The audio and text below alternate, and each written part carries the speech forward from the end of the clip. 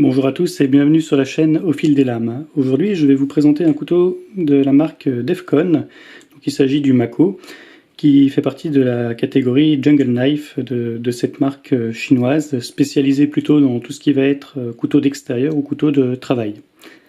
Donc c'est un couteau qui se veut assez haut de gamme. Il est donc livré dans une boîte en carton assez qualitative. Je suis pas spécialement fan moi de ces boîtes un peu haut de gamme. Bon, ça fait beaucoup de suremballage je trouve, mais certains apprécient. Donc il y a une pochette quelconque livrée avec, une petite chamoisine Jungle Knife Defcon, une petite clé pour démonter le couteau. Alors je sais pas trop si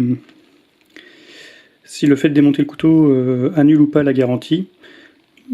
A priori, on peut supposer que non, puisqu'il livre une clé avec, mais c'est pas précisé du tout. Et chez la plupart des fabricants de couteaux, c'est quand même une clause irrévocable d'annulation de la garantie. Donc, bon, pas de précision de ce côté-là. Et à ma grande surprise, on trouve aussi une vis de pivot et quelques vis de plaquettes. Alors, je ne sais pas pourquoi une vis de pivot. On aurait pu espérer plutôt une interface de framelock plutôt, qui risque de s'user plus vite que la vis de pivot. Mais enfin, bon, en admettant qu'on perde quelques-uns de ces éléments, ils ont le mérite d'être ici. Pour en revenir à ce qui nous intéresse plus particulièrement, le couteau lui-même, donc il s'agit d'un système d'ouverture par flipper. C'est un couteau qui est assez grand, hein, qui mesure 13,5 cm fermé, une lame de 9,5 cm avec un tranchant qu'on peut voir assez optimisé de 9,2 cm et une longueur totale de 22,7 cm. Donc un couteau assez grand, assez lourd aussi, hein, puisqu'il va peser quand même presque 139 grammes. Donc, ce qui en fait un couteau plutôt à vocation de travail, voire d'extérieur ou de randonnée, malgré sa conception titane qui lui donne un look plutôt urbain. Au niveau des matériaux, donc on a une lame de profil plutôt tombant, hein, drop point, qui a une mouture plate quasi intégrale, qui est assez joliment faite. La mise au point ne se fait pas, donc avec une partie micro-billée sur le dessus et un tranchant qui va être plutôt satiné. Et de l'autre côté, donc on voit le nom de la série, hein, Jungle Knife, un design made in USA, de ce qu'ils nous disent sans qu'on sache exactement qui est le designer, une conception en Chine, et donc le nom de l'acier, un acier assez haut de gamme ici, le S35VN de Crucible, un acier issu de la technologie des poudres. Donc une lame qui offre un tranchant assez fort dès la sortie de boîte. Il est affûté rasoir. Au niveau du manche, qui est assez joli aussi, fabriqué en titane.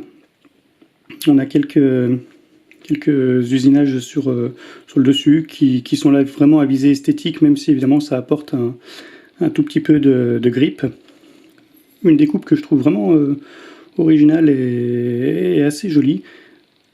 Une entretoise en titane avec quelques crénelages qui sont purement esthétiques, hein. Il y a très peu de rôles d'accroche, hein, à ce niveau-là.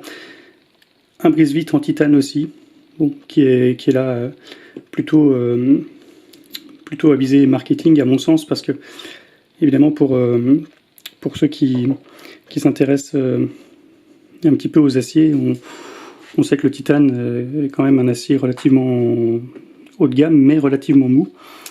Et donc, en général, les brise-vitres vraiment utilitaires vont plutôt être en acier plus rigide, en carbure de tungstène le plus souvent. Donc, plutôt un argument fallacieux de marketing à mon sens. Le clip en titane également, et le framelock qu'on peut voir ici, avec la petite vis qui sert ici à tenir la pièce d'usure qui va venir faire contact entre le framelock et le talon de la lame et assurer ainsi le verrouillage. Donc c'est un verrouillage qui est excellent, hein. un ajustement vraiment sans aucun jeu, mais qui s'engage, comme on peut le voir ici, très très peu sur le talon de la lame. On est de l'ordre à peu près du quart du talon de lame. Alors il n'y a aucun problème, hein, ça tient très bien, mais ça reste très, très court. Pour ce qui est des finitions, donc il y a un centrage de lame, hein, qui est parfait, comme on peut le voir ici. C'est vraiment très très bien ajusté, il n'y a rien qui dépasse. Bon, on est sur un couteau qui est aux alentours de 115 €, hein, donc bon, tout petit défaut d'alignement ici, mais enfin qui est vraiment minime. Vraiment, c'est très très bien fait. On a une lame qui est arrondie sur le dessus également, assez douce au toucher, donc plutôt très qualitatif. Une très jolie vis de pivot, un petit peu originale, comme on voit beaucoup maintenant sur les couteaux de conception chinoise. Les vis de plaquettes qui dépassent, qui affleurent à peine. Bon, on aurait pu souhaiter peut-être qu'elle soit complètement intégrée dans la plaquette, mais enfin ça reste très bien quand même. Petit élément que j'aime beaucoup, moi, c'est ce flipper qui est, comme on peut le voir, qui est complètement ajouré, avec une très jolie esthétique. Et quand on ouvre le couteau, il vient se mettre dans le prolongement du manche, ce qui donne une garde, bon, comme souvent avec les flippers, une garde pour éviter que l'index qui se situe ici le plus souvent ne glisse sur la lame. On a également un trou de dragon qui est assez joliment fait. Et puis donc voilà, ces usinages dont on a parlé, tout est chanfreiné, hein. Il n'y a rien qui coupe, à part la lame, bien entendu. Donc pour ce qui est vraiment de la conception en elle-même du couteau, vraiment rien à dire. Un très bon couteau, avec quand même quelques points, moi, que je trouve un petit peu dommage sur un couteau comme ça qui a été pensé comme tel. Le premier, donc la lame qui se salit un petit peu, mais enfin, ça c'est de mon fait.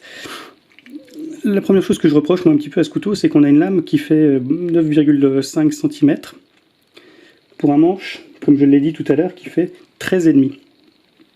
Donc c'est un petit peu dommage. On aurait pu optimiser un petit peu la longueur de lame et avoir pour le même encombrement de manche une lame bien plus longue.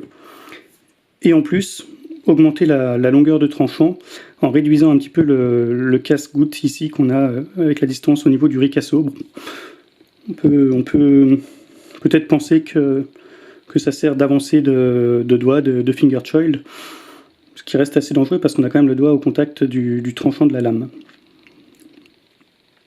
Deuxième petit défaut, qui est vraiment très dommage, c'est ce petit usinage là, les petits crantages sur le dessus du flipper, qui sont vraiment usinés de façon pas très propre. Sur ce couteau, c'est vraiment dommage parce qu'on a quand même un défaut esthétique qui aurait été minime à corriger, qui aurait franchement pas coûté grand chose.